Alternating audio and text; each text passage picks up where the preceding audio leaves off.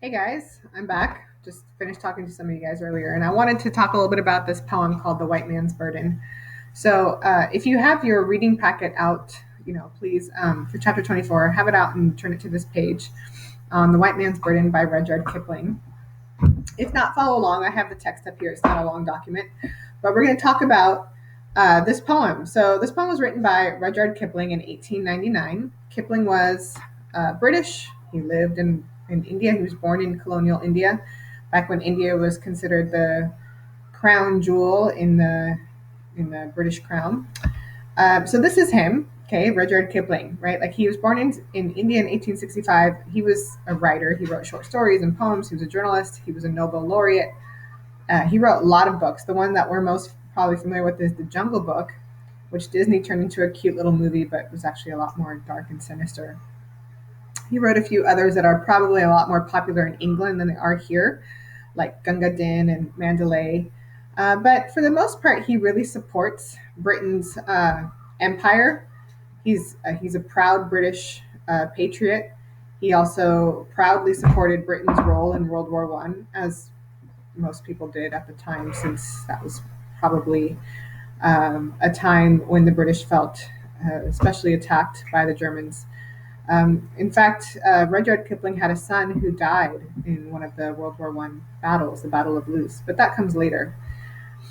So the poem itself, this is besides the Jungle Book, this is probably Rudyard Kipling's most famous poem, his most famous work. It's called The White Man's Burden. Notice that white man is capitalized as a pronoun. It is, and that's done on purpose because he considers it a title, I guess you could say. So there's a lot of questions about the white man's burden. Is it blatant imperial propaganda that is so blatantly racist it almost doesn't sound real? Or was it a warning about how dangerous it could be to have an empire? The truth is, sorry guys, the truth is it was maybe a little bit of both. Um, some people have said that he wrote it as a, sort of tongue-in-cheek, sarcastic, but considering what we know about Rudyard Kipling, I doubt that's true. We don't really know. Although his poem has been interpreted in different ways by different people, and there have been different plays done on the poem. Like, for example, later on, an African American poet wrote "The Black Man's Burden," and there have been, several different takes on it.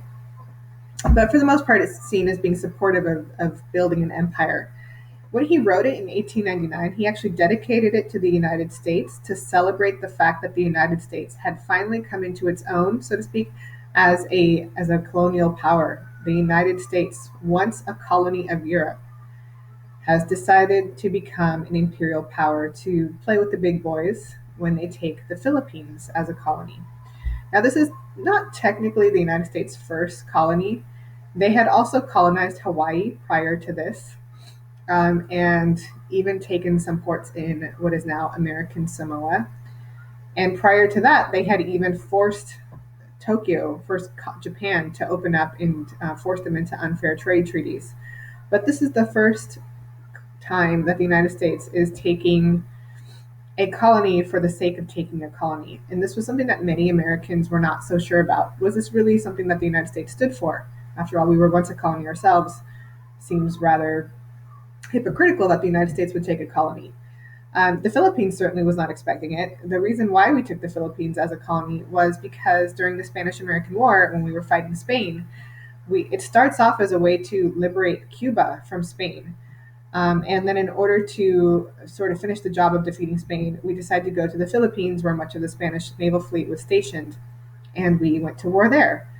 The Philippines, actually, the Filipino soldiers were our allies. The Philippines was happy that the United States was there. Finally, they were going to be free of Spanish colonial rule, which had been oppressive in the Philippines. So when the war was over and Spain was defeated, the Philippines celebrated alongside the United States and thanked the United States for helping them gain their freedom. But when the treaties were being drawn up, the United States decided that the Philippines was up for grabs and paid the Philippines cash money to simply take over the islands. So the Philippines was very surprised, very bitter. A war broke out, this time now between the United States and the Philippines, and the Philippines lost. and effectively became a colony of the United States. Later in World War II, the Philippines will be invaded by Japan, and after that, the United States simply decolonized the Philippines, meaning that they uh, uh, no longer kept the Philippines as a colony, and the Philippines became free. That being said, this poem can be really said about any um, colonial power or any colony for that matter. So we're going to read this sort of stanza by stanza. There are 7 stanzas in the poem. It's a pretty famous poem, so which is why I'm doing a whole video on it. There are 7 stanzas. The first 6 stanzas are really about how hard it is to have a colony, like all the hard work, all the sacrifices that colonial power must make, how dangerous and perilous it can be.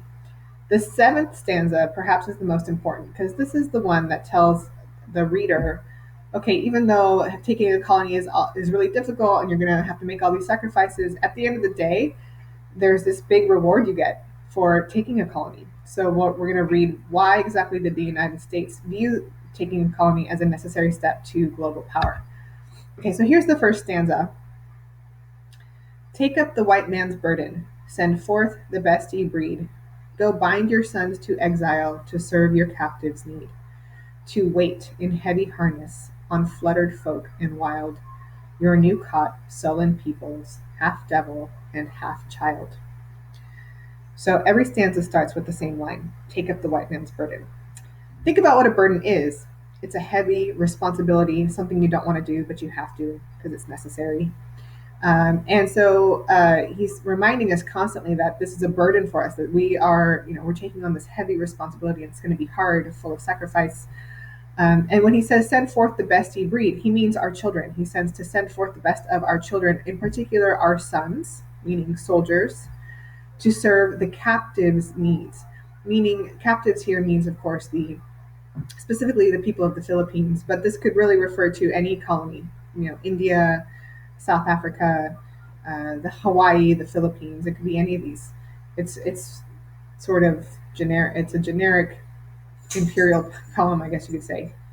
So he's basically saying you're going to have to send your sons in the military out to deal with the captives, to wait in heavy harness on fluttered folk and wild. So a harness is something that ties you to something else, so meaning that our sons, our soldiers, will be tied down over there. And he describes these people, the natives of, in this case, the Philippines, as Nukhat Sullen. Sullen means sad. And he refers to them as half devil and half child, which is meant to be an insult. It's interesting to note, by the way, that the Filipinos were actually mostly Catholic because of 300 years of Spanish rule.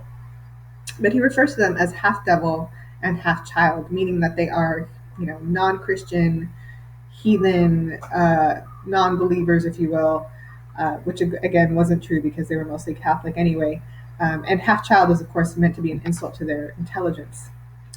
So this is how Kipling feels about them, about colonized peoples. Again, this doesn't sound appealing. People don't want to send their sons off to exile, possibly to never see them again. The second stanza, again, shows us another danger of empire, another responsibility. Take up the white man's burden, impatient to abide, to veil the threat of terror, and check the show of pride, by open speech and simple and 100 times made plain, to seek another's profit and work another's gain.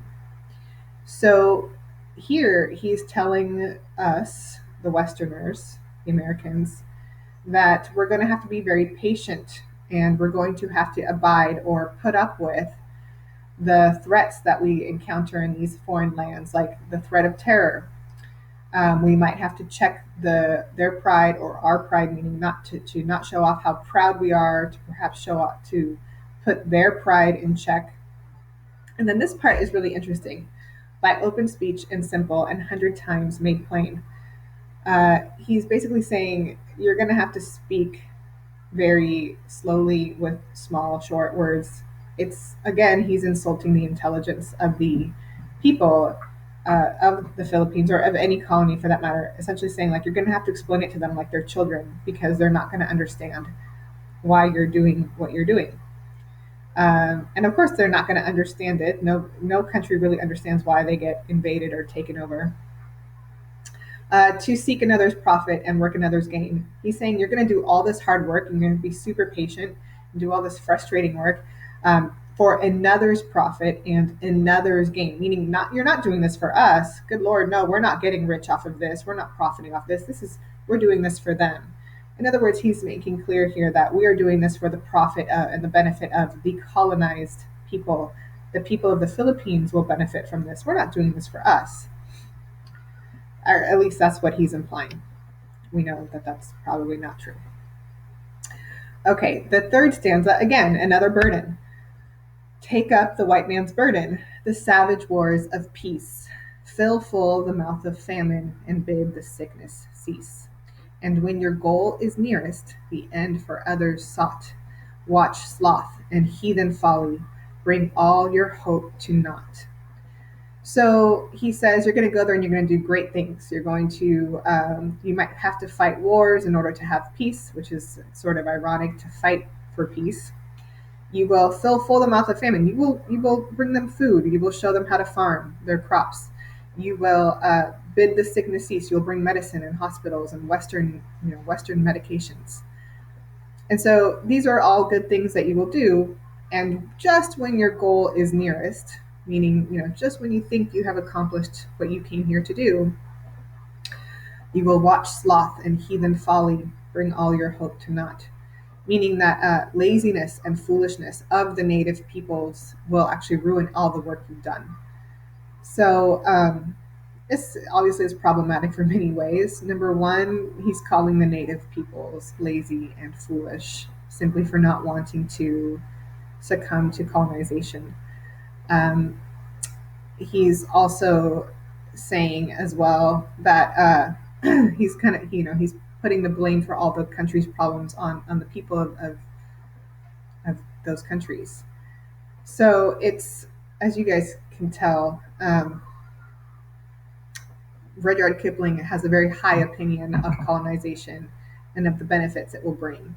Remember, Europeans at this time believed that their civilization and their culture was superior to everyone else's, and they viewed it as a responsibility to spread it, no matter what the cost, no matter what the obstacles. The next one, again, another burden.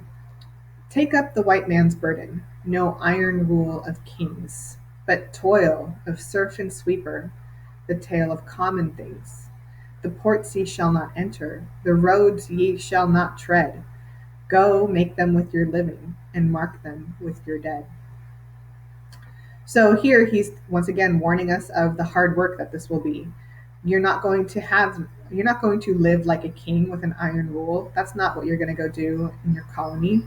You're actually going to toil. You're going to work hard like a serf or a sweeper. You're going to be doing the things that most people would consider common. You're going to work with your hands. You're going to physically labor. You're not going to be able to enter the ports or tread on the roads because you have to build them. You're going to have to make them yourself with your living. And then when he says, mark them with your dead, he means many of you will die over there and you will have to be buried there, buried right where you're working. A warning again that, many of us, if we go over there, will never come home again. Now, some people might be reading this and say, well, this doesn't sound appealing. Why would I want to do this? And again, the answer is coming. Next one, the next stanza, here he makes a biblical reference. Take up the white man's burden and reap his old reward.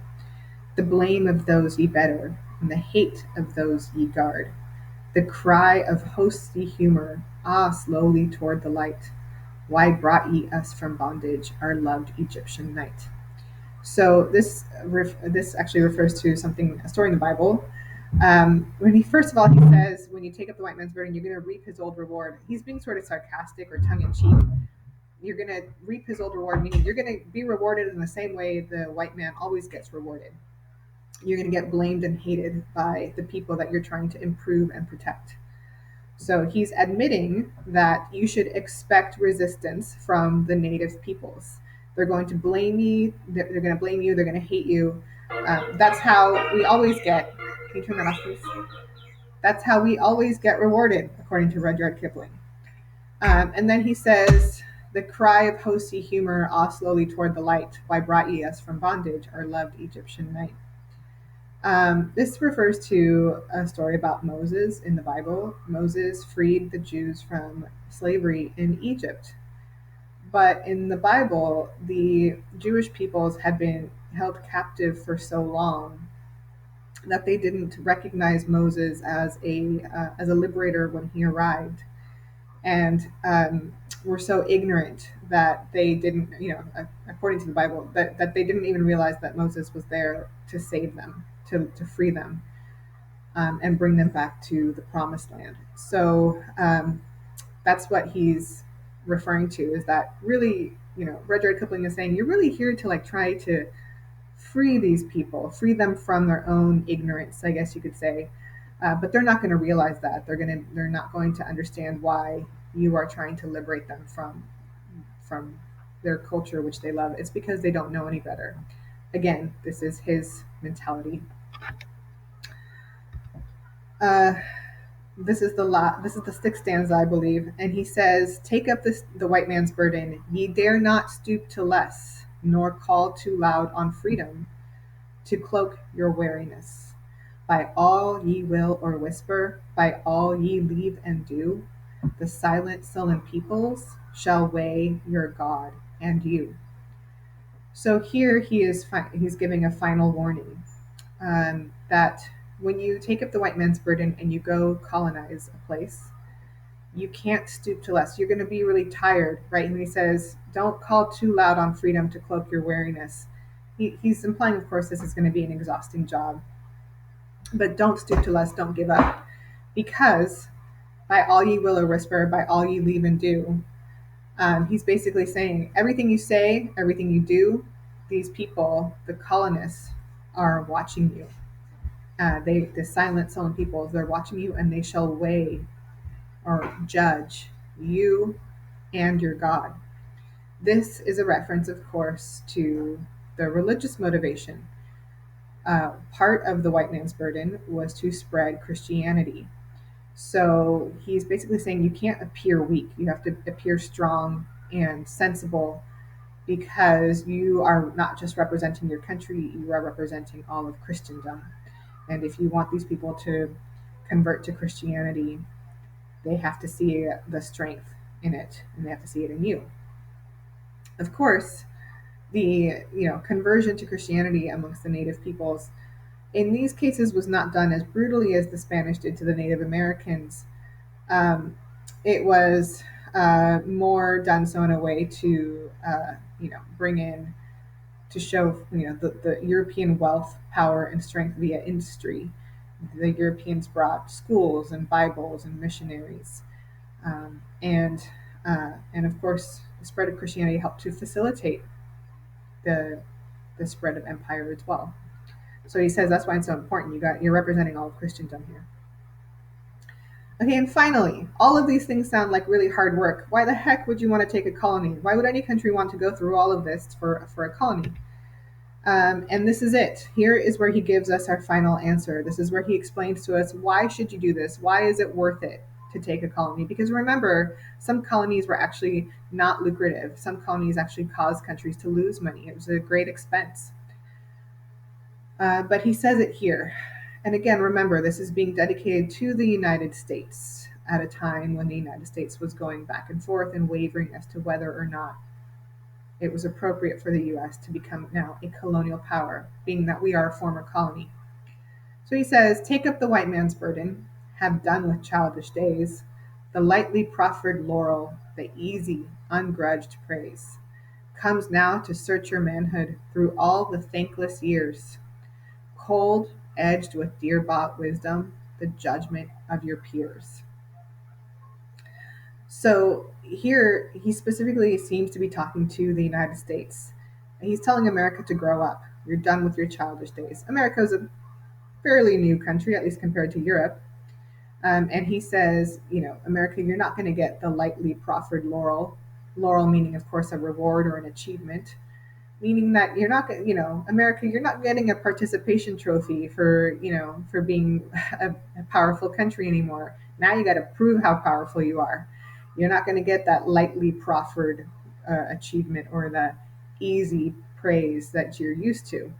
because America was an industrial power, but it wasn't a colonial power yet. It hadn't really shown its military strength to the world yet.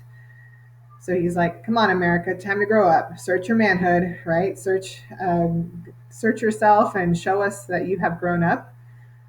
And he says, "Okay, through all these years that you're going to be an imperial power, it's going to be a lot of thankless work. It's going to be a lot of hard work, America.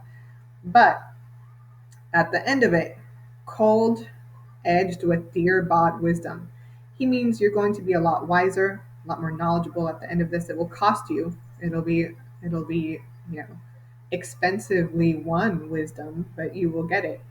But it's this final line, this last and final line at the very end of the poem, which is what gets us. You will also have the judgment of your peers. America's peers in this case being Western European powers. That once we join this club, this exclusive club of colonial powers, America gets to join the ranks of the world powers. We now get to be really, truly powerful. And we will be admired for it by the other powerful nations. Keep in mind what this means. I mean, after all, America is going to play a major role in the upcoming world wars, when those were primarily, by and large, especially World War I, European conflicts. Yet America gets involved in them, dragged into them one way or another. So it's important to note that this is really the part where America becomes much more globalized.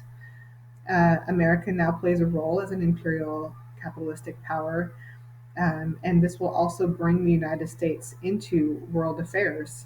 You know, we're no longer keeping to ourselves. We're now heavily invested and involved in wars that will take place. So this explains a little bit about why America ends up getting heavily drawn into upcoming 20th century conflicts. Okay, so that being said, I'm now going to I'm going to be doing one more video on imperialism in Asia, and I think you guys after that should be pretty much done with the curriculum, at least for as far as the AP exam. Like I said, I'll continue to post some stuff about World War One and World War Two. But anyway, guys, that's it for this one, and I'll see you at the next one. I'll see you at our next Zoom conference as well. Bye, guys.